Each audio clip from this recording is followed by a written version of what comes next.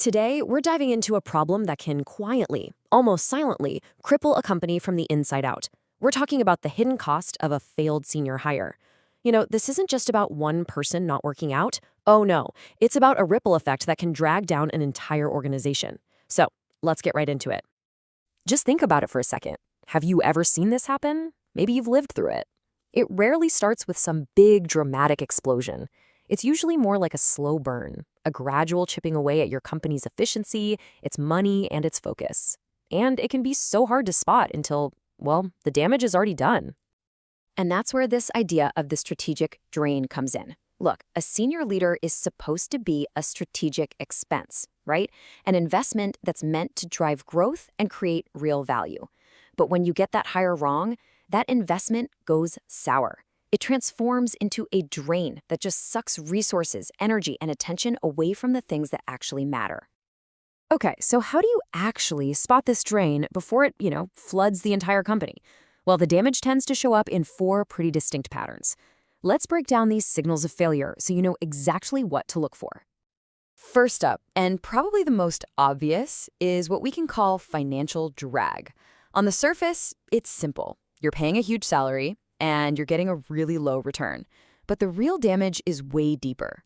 This isn't just about wasted cash. It creates this dangerous gap between the productive people doing the actual work and the highly paid management that just isn't pulling its weight. The second signal is diluted focus. And this one is all about opportunity cost, a massive opportunity cost. Instead of spending their time on the big picture, on strategy, on driving revenue, your founders and your C-suite are constantly getting sucked into fixing problems this senior hire should be handling. Their most precious resource, their time, is just getting burned on stuff that doesn't grow the business. Next, you start to see the rise of rigid systems. An ineffective leader, often somebody with a really fancy title, will try to justify their job by adding new processes, more meetings, more layers of reporting. But here's the kicker.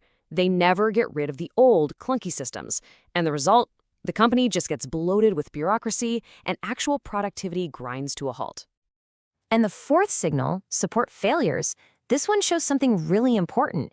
This problem isn't just for your revenue-generating roles. A bad hire in a support function like finance or HR can create total chaos.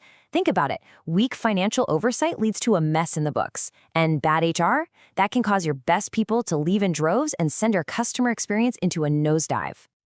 Now look, any one of these signals is a problem for sure. But the real danger, the thing you have to watch out for, is when they start feeding off of each other. That's when they create a downward spiral. And that's the point where a single bad hire starts to metastasize into a full-blown company-wide crisis. And this is how that vicious cycle gets going. That administrative bloat from all those rigid systems starts to take hold. Naturally, costs start to rise as efficiency plummets. Communication just breaks down across all those unnecessary new layers. Then your best employees, the smart ones who see the writing on the wall, they start heading for the door. And who feels the impact at the end of the day? Your customers. They always do. Okay, it sounds pretty grim, I know, but it's not hopeless. The key isn't to just find one person to blame and then move on. It's about recognizing these signals early and taking really decisive action to restructure and recover. So how do you actually do that? The solution really comes down to three key actions. First, prune processes. You have to be aggressive about this. For every new system you add, you should be looking for an old one to get rid of. Second, demand accountability. Senior leaders have to deliver measurable value, not just manage processes for the sake of it. And third, protect leadership time. Your top leadership's time is sacred. It has to be reserved for vision and revenue, period. And all of this leads us to the core insight from our source material today. A fundamental rule for healthy company growth that we're going to call the pruning principle. Building lean systems and pruning often is as important as hiring right. Just let that sink in for a minute. Of course, getting the hire right in the first place is absolutely critical. We all know that.